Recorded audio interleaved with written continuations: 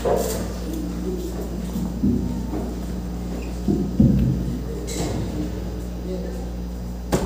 kaya mga kausat sa murid tayo, tapos mag-agrawin tayo.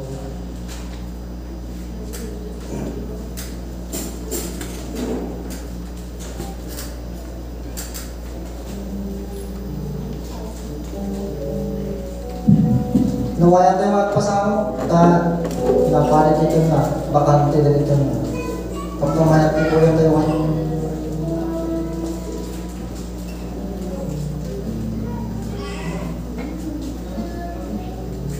Pasama tayo mag-upsat.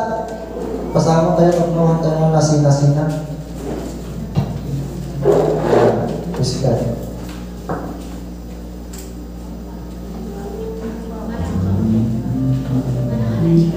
Praise God. Tayo pag aldaw tayo mo nagka-upsat. First and foremost, nagyaman tayo na ti Apo, ti may sa mabiyak na ipain na kada tayo. But mas kalayo na may pagpagkaman tayo tapos kawalan nga blessing na natanggap tayo ng pangagsaba at tapos na pagyamanan tayo nito kapsan.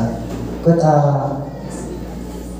sakpay na agrawin tayo, panagkang kanta at mang-share ng balahan ng Bible verses.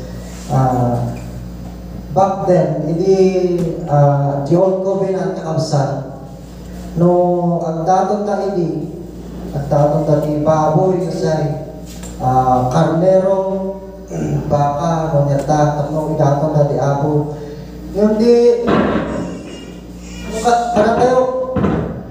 kada tayo ka Gentiles kung namin Gentiles hindi yung covenant na-revise yung utos. Hanggang nga masapon nga gidaton, diyan nga man nga animal. Di ko na ni Kristo, babalan kin Apostol ka Pablo, wala na dyan Romans chapter 12 verse 1. Therefore, I urge you, brothers and sisters, I encourage you, brothers and sisters, in view of God's mercy, to offer your bodies as a living sacrifice. Nalawag dito yung kakabsat ng una na mamasapon at itatong ti karnero, baka, nanyatang animal, ito na ni Kristo, na ito mismo, mapagkita yung living sacrifice. Now, pas ano mo maging karapat dapat ito yung datong, pas ano mo maging ka-accept ito yung matang ti Apo. Tuloy tayo yung binasa ito yung verse mo na to offer your bodies as a living sacrifice, holy, and pleasing to God. Kung na naman huli ka kapsat, nakata ka sa undi ay. Kung kumaginto, tapno madalusan niya, ay mailuto pa eh. Tapno magkat, aging puro. Yung na tayo, kas ano nga madalusan, kas ano nga madalisay ka kapsat. Yung recitation, bagsak tayo kinako. Panganat siya, tapno madalusan, di ba isang tao, tapno maging madalisay, hindi puso tayo. Damasapol, nagtingin tayo di sa auti Apo. Di sa auti Apo, iso di manikarga, di puso tayo. Dati sa auti Apo, iso di magdaros, di puso na itakakabsat. Ikatang di sa auti Apo, di tapuso, makurak. Baling ka nga, isa, aming arawin, isa tanas. So di, agyan di tapuso. Paano? And then, pleasing to God. Oh, paano nga kaaya-aya sa paningin ng Diyos, mga kapatid? Paano nga kaaya-aya sa paningin ng tao? Tanta, ano maging kaaya-aya sa paningin ng Diyos? Pagruginak ti babae kakabsat. Pasensyaan yung dito, yung pagbagat ti Apo dito ya, ako kumati masaksaktan. Gawin, di sa o ti Apo, mas nga, niya, kambilan na, tuwa ti talon na, nasakit, kung tumama, i-accept mo na ito para walang pag-imbagang. Sa pamalikan, kung nasukat ka, nagkampi alcohol yan, ang may infection. Diba, kakabsat? Panasa mo na kanti alcohol, di may isang sukat, kakaroon nilakal, may infection. Kastamon di sa uti Apo. Kakabsat. Nasakit yung parang yung pag-imbagang biyay. Kakabsat. Kung na pleasing to God, takayo. Ngayon, kung wala nga pleasing to God, pag sila nga babae, kapag patisimpaan, isuot mo, ayan, business nga wala shoulderless, backless, ngabay, topless, panagdaless na. Kuna niya ko na ti Apo, the 1 Timothy, chapter 2, verse 9. In like manner also, that a woman should adorn themselves in respectable apparel or modest apparel. Kung ano nga respectable, Maria Clara. Yan, kausa. Amo ba yung mga si karakter ni Maria Clara ng Cristo Barang, inspired the Bible din? Well, Tani Rizal, nagbasa kami di Bible, magkapsa. Kung wala ka respectable apparel, masabot ko rin, di pag-Kristyana talaga. Ang di mabangka di simbahan, di suot mo, makita di kararuan. Saya kapsa, ada lagi sumumpat, ay di naman. Ay naman ganito yung saot-suot, malinis naman yung puso ko. Mga na, sinungaling ka. Paano mo nasabing malinis yung puso mo?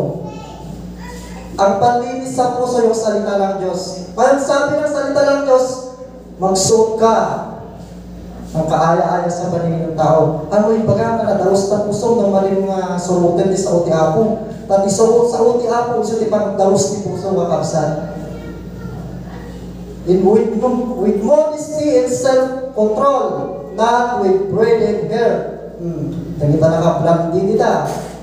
With gold, or pearls, or costly attire, makapsan. Tantama parang natin lalaki, tapos bakay-bagayawan nga na umit ko ti babae.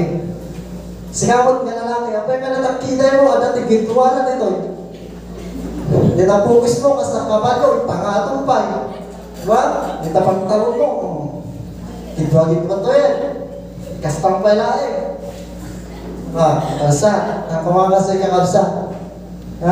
Disiplina lang yun ni Apo, tapos aling huli tayo, tapos place in ito God. Kalsa. Mapagkansimbahan ka, kasta-kasta ka. Nagsuot ka ang gawin pa, tapos kasta-kasta ka. Yan di dyan, kung kumatang ti pagpakit. Yan ang kamsat. Kanya pa niya may isa, tatong, bawal tayo tatong kamsat. Pamoy pagka nga, hindi naman susukat ang kabutihan ng tao sa dami ng tato.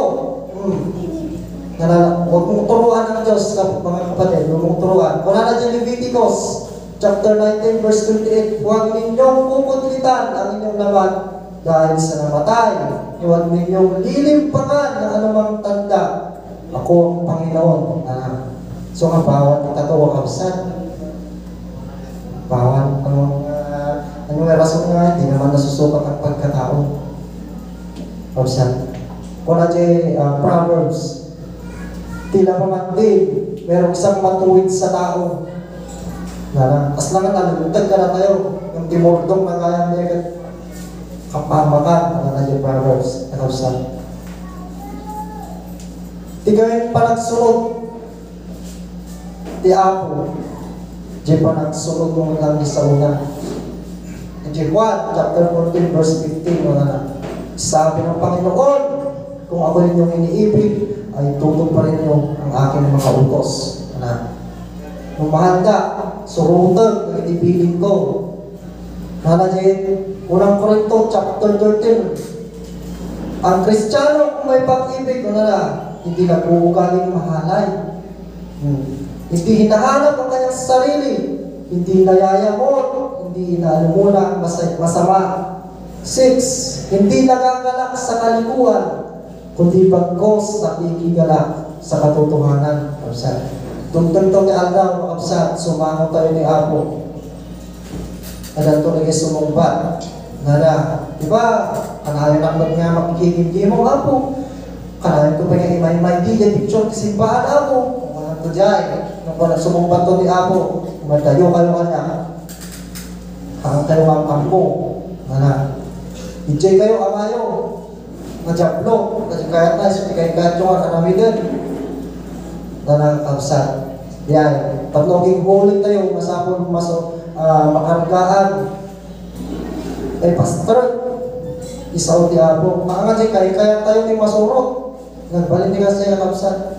nasakit man natin nga danggan, yung hantayin siguro maupit, di pa mahati. At mabagat tayo, nakain tayo, di pa mahati.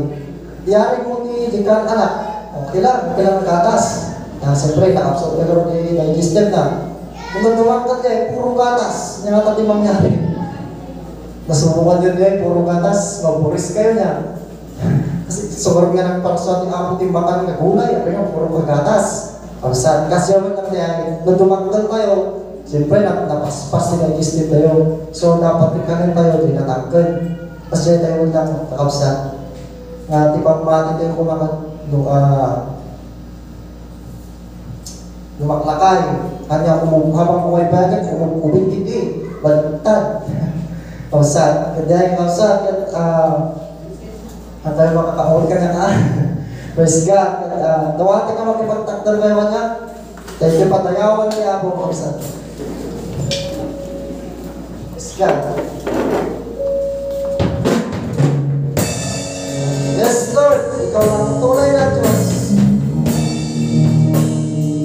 Sa'yo lang kami sasamba, Panginoon. Kami ay sasamba, hindi sa gawa ng mga mamahal, hindi sa Espiritu at katotohanan. Kaya nga, takay kami iwan na yung kapsan.